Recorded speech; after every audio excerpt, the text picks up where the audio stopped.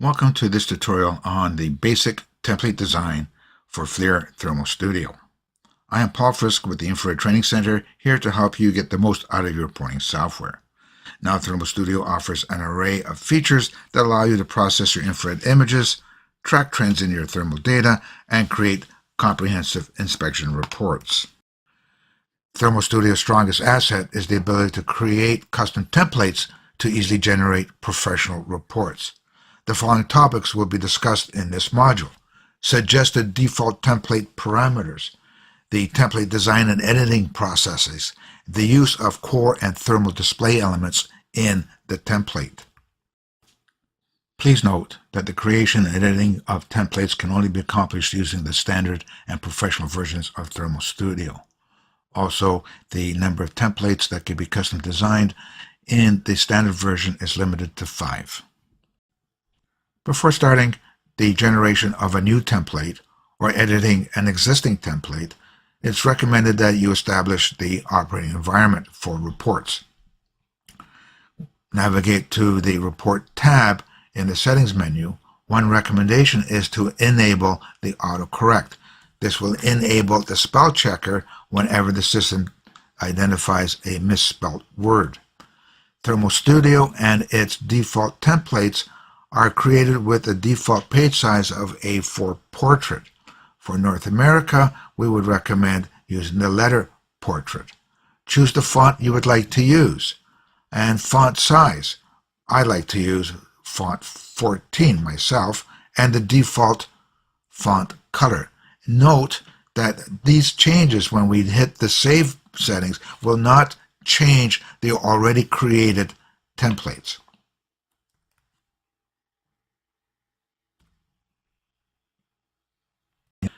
Before designing your own template, it is suggested that you might review some of the installed templates that came with Thermal Studio. One of them may have a majority of the options that you would like in a report, and it would be a simple matter of editing that particular template. Choose a template, right-click on it, edit it, and review whether the contents of this particular analysis page are of your liking.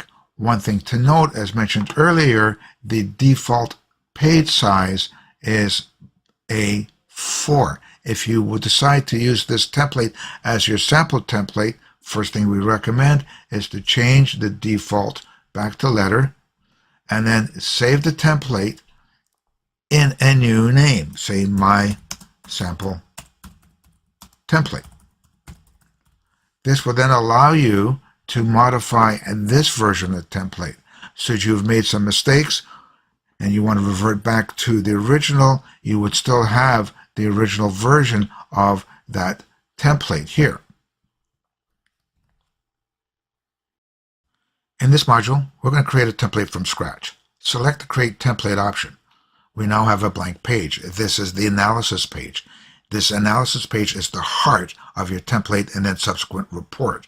The analysis page will be repeated for every infrared image you send to the template. The components that we'll add to our page are called elements. Add a page element. We have 2 elements that we are going to discuss in this particular module, the core and the thermal. As we can see from here, the core elements are the main components of our analysis page.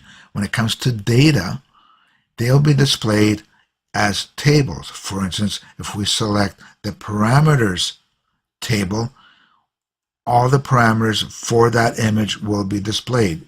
That would mean emissivity, reflected temperature, distance, relative humidity, and so on and so forth. If, on the other hand, I only want a specific field of information, I can extract, say, only the distance or the relative humidity. We'll come back to that as we develop our template. When we select the core and the thermogram, we'll hide it. The thermogram, we can move it around using the mouse. We'll notice that the temperature scale is overlaid on the thermogram. I personally recommend that it is removed, as it may inadvertently hide information behind the temperature scale. We can remove the temperature scale by going to the right and moving the selector switch to turn off the temperature scale. Returning back to page elements, I can now add the temperature scale and add a photo. I'm going to do both at the same time. We can now, again, select and move our different components or elements on the page. At this point, I would suggest that we would save the template. It is recommended that you don't attempt to design your whole report in one setting. Build it in pieces. So I'm going to save this first piece. I'm going to call it my template. But I'm going to give it a version number so I can keep track of the building blocks that I've used in establishing this template. Even though at this point our template is extremely basic, I still recommend doing a test run. So let's select the template and launch it. We'll add some images to it. These are the images that we downloaded from my camera earlier, but what I did in the offline session changed some of the color palettes of the images to demonstrate part of this process. What we can now do is review the layout. Do I like the layout? Maybe I want to have the photo stacked below the thermogram, or invert the positions of each. At least I can now see what it's going to look like. I'm not going to bother saving this version of the report. It was just simply to view it. Let's continue to build our template. Select it with the left mouse button, right-click on it, and put it in edit mode. At this point, even though I've made no changes to the layout, I recommend that you save this with the new version number, particularly because of my bad habit of making changes to the template and then hitting the save button rather than saving it with a new version, overriding a working template. So here's how we created a new template. You'll notice the new version number is displayed on the screen. I'm now going to add some more elements as tables. In this case, the file information and parameters. Returning to the page, I can select the table and relocate it simply by dragging it around on the screen. As we can see, each table contains a large amount of information, some of which may not be relevant to the report or the report reader. For instance, reference temperature, external optics information, in this case, are not relevant to our report. So we simply select the row, right-click, and then remove the complete row. As such, the other option we have is we can rename the title. I'm going to call this image calibration parameters as an example. Okay. And the file information, thermogram index is used for a different type of analysis that we're not going to conduct at this point in time. So I'm going to remove each row that I feel aren't relevant. Max temperature and min temperature of the image may be of some interest, but we will display that in a different way. Height and width and size, again, probably aren't relevant, so I'm going to remove them. And now here's what we have as a new version of the template. Since I've already saved it with the name, I'm just going to overwrite that and do a save. Once again, I recommend that you do a test run and use the same images for each of your test runs so that you are confident that any errors or changes, misinformation being displayed in the report are the result of the template itself and not the images. As we can see, we can scroll down through the images in the report and see that the information is there, created the time, file name, and information about the different images. As before, we're not going to bother saving the report as we're still continually building on the template. So we'll just simply exit and not save any changes. The next step in the procedure in building our template is to determine how the template is going to behave when it comes to using images. Let's edit the current version. So go in, and once again, I am going to save this as a new version. So my template version 0.03. If we select the thermal image, down the right side are some options, behavioral options, those I like to call them, and they'll have an impact on the way the template will build your report. Use color palette from the template. I recommend that so that all the images that are created in the report will be using the same color palette. So I may not want to use the grayscale color palette. For instance, I might want to use the, for this purpose, say the lava. So I'm now going to save the lava template, the lava color palette in the template. And I'm now going to turn this on, which means regardless of what color palette the original images have in the report, they will be painted with the lava color palette. Use measurements from the template. Well, obviously we don't have any measurements at the moment. This is where we now create the synergy between the camera capability and the template. Let's make the assumption that we are going to analyze temperatures between the max temperature of an area and a spot temperature. We're going to maybe subtract the spot temperature from the max temperature of the area. Our template needs to have that initially in the image so that we can then manipulate that information. So we'll go in, back into the editor, and I'm just going to select a spot and arbitrarily place it as well as the rectangle in the image.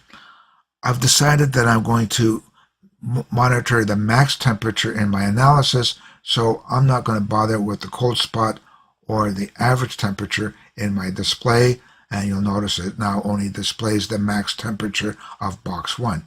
I'll save that, and we'll now see that it is in the pseudo image. If I leave this unchecked, the template is going to use whatever measurement tools are embedded in the image, if there are any. Let me demonstrate this. I'm going to save with this off. I'm going to use the color palette from the template, but again, if we now recall the images, now notice, as I said from before, I've purposely changed some of the color palettes in a previous session, offline session, and we can immediately see the results. All the images are now painted in the new color palette, but whatever measurement tools are on the image from the camera are now being displayed in the image, including the new positions. This one has line, for instance, from previous, and 2 areas. Well, exit without saving this particular report. Go back into the template. Once again, before I make any changes to the template, I'll save this with the new version number. So my template version 0.04. Let's go back to our options. Using measurements from the template are useful when the camera does not have all the particular measurement tools you plan to use in the analysis process. Or I even recommend that you turn this on when it is a qualitative assessment, which means there'll be no measurement tools. This will then ensure that if by some unfortunate coincidence images were stored on the camera with measurement tools enabled, with the image blank of measurement tools in the template, they will be ignored when the report is generated. Use of parameters from the template, my recommendation is to have that disabled, as we show here, because we are going to assume that the thermographer established the proper parameters on the camera at the time the image was captured. Use of text annotations from template, again, they will be dependent on whether the camera has text annotation capabilities. Not all cameras have that ability. If they don't, you can create a template as discussed in the previous module and then use them within the report generation. Let's save this image with the template measurements enabled and have a quick look at what's happening.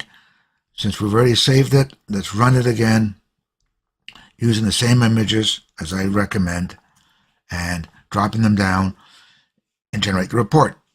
So now, whatever measurement tools were on the camera at the time images were stored, as we see in the thumbnails on the left, they will be ignored when the report is created, as we see here. And we can go to the next image. Okay. They've been arbitrarily placed where they were located in the template. Sometimes you might come across a situation that by coincidence the location was accurate. Let's go back to one of the other images and show that we can, once you edit the image, you can then relocate the measurement tools and wherever is appropriate for the analysis, save it to the image in the report, and then it's updated that way. Let's go back to our template. I'm not going to save the report at this point in time. And I'm going to save this as version 5.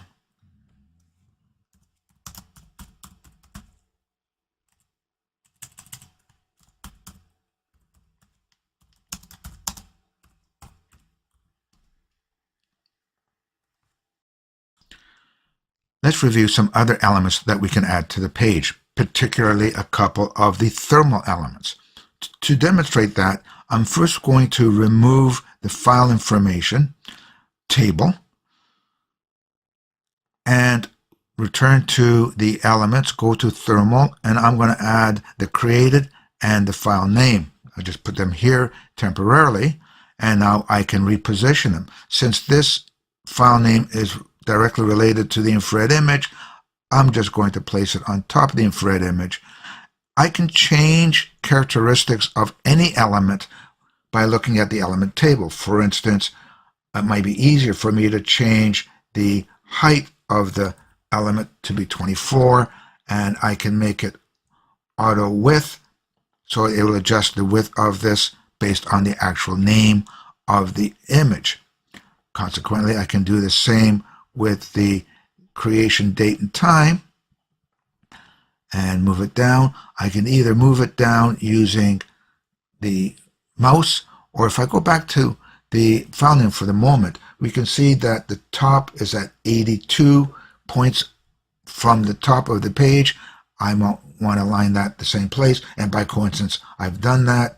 I'm going to change the height to 24, and I'll leave the width to be automatically adjusted. Of course, the date and time right now is of today's date and time because this again is a pseudo image. Having done that, I now may want to add below the infrared image the statistical information of my measurement tools. If I go back to add page element, back to core, of course I can add the table of measurements, and it will be dynamically adjusted based on the number of measurement tools that are in the image. Another option is to use, I'm just going to get rid of this, is a empty table. The empty table has no direct association to specific data in the image. I'm just going to realign that to here. Empty table allows us to list elements from other table types. If you remember, when we created the image parameters table, it listed all the parameters associated with the image, and we have decided to remove external optics information along with the reference temperature information. We did that selectively. I certainly can add another measurement table, and it will now display all the measurements that are of the table currently enabled in the image.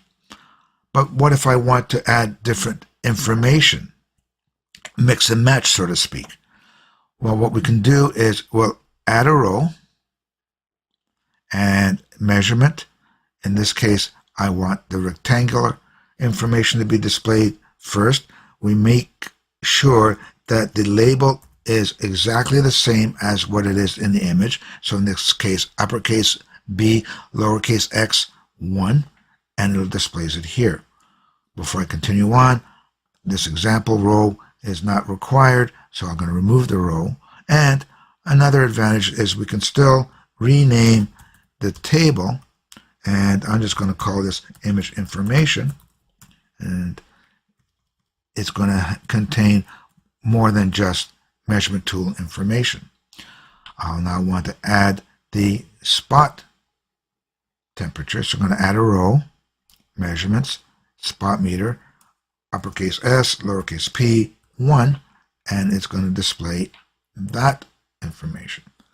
I now may want to determine the difference between these two values and populate the table with that as well. So if I go into the image, add a delta. The default delta is reference temperature subtracted from BX1. Reference temperature is defaulted to 0 degrees in this case. But I want the difference to be calculated between the max temperature of box 1 and the temperature of spot 1. I'm done with that, and we now get that difference. While I'm here, I just want to show you why we might want to use an empty table to populate with the measurement tool information. Is what if our image had something that is not part of our analysis that we require? So let's arbitrarily draw the line and assume that it's quite possible some of the cameras had created a line and is now in the image. Save this. If we return back to the report, we'll notice how this is dynamically growing based on the information that's inside the image. And it has listed all the characteristics of line 1, that being max, average, and min, because I did not choose to select specific values. Let me go back to my empty table. I'm going to add another measurement row, and in this case delta and DT1. Okay. Since I'm building my table with my measurements, I don't need the measurement table. I'm just going to remove it. I might now want to add text information that is allocated to the image. So I might want to add a text annotation. And again, the labeling has to be exact, called location. Now, the sample image does not have location in it, but this is where it would be. Let's save and run this version of the template. By the way, we can delete old copies by right-clicking and delete. We're satisfied that I don't need to go back to number 1, 2, or 3, so I can selectively remove them. I would not remove all of them. I'd personally probably leave the last 1 or 2 in case I have to go back to them. Okay, so let's go and run this one and generate the report based on these 6 images. And we now see that the information table is now populated with the data, including location. This image had a text annotation called location, and it's the pump room. You'll notice that even though we have line 1 in the image, because we have that enabled in the template to use measurements in the template, that data is not going to get displayed here because we don't want it here. It's not required for this type of analysis. Exit, I'm not going to save. Go back and edit this template, number 5, once again. Out of habit, I will create a new version.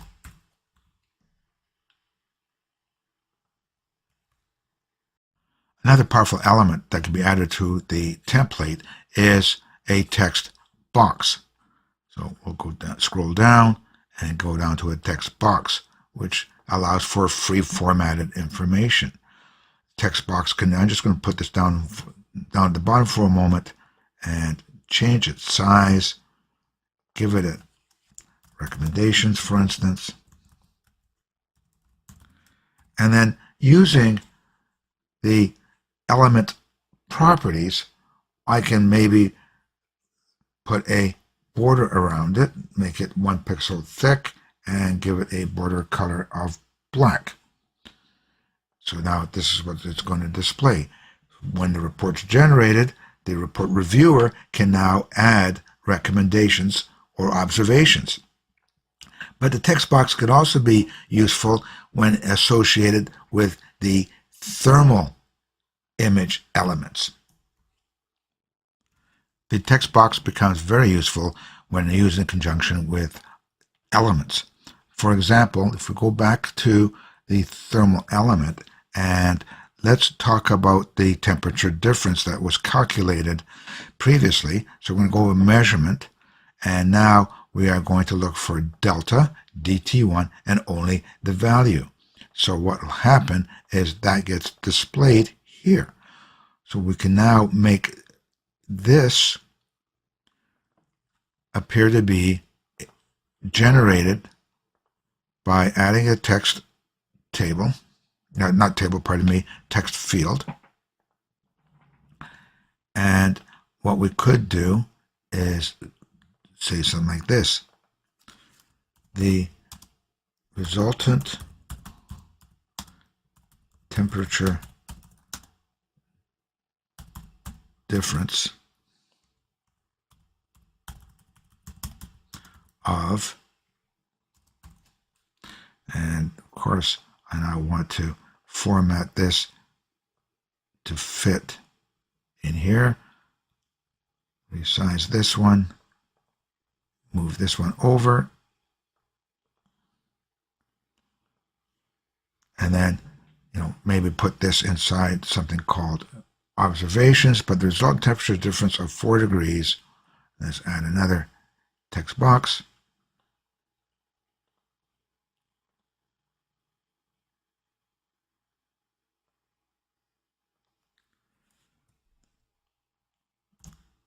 And we could put in something, some observation is indicative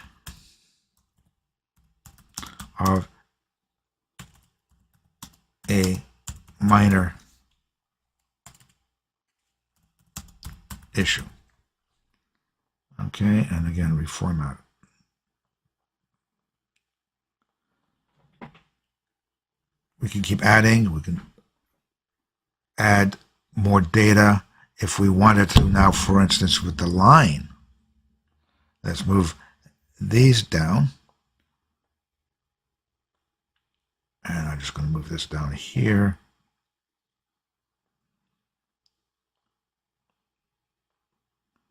Down to here. Let's see, this is at 773. Let's make this one at 773. Sometimes it's easier doing it this way. Whoops. 773. And the same thing with this one. Then I slide it over.